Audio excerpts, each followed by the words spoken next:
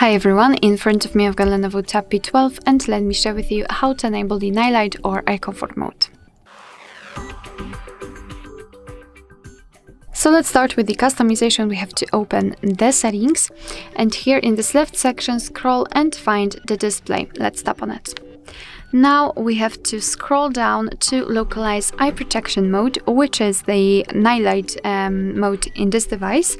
So let's simply tap on it. And let's turn it on just by tapping on this switcher.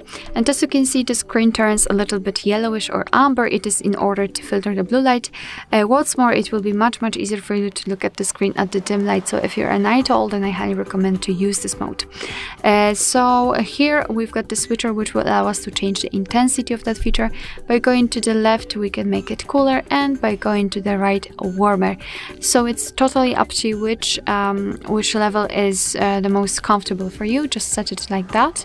And we've got also the schedule option. So none is the manual option, of course. So we have to manually turn on and off the eye protection mode. We can turn it on at custom time, which means that we can freely choose the start and the end time. And your device will, of course, apply the eye protection mode accordingly.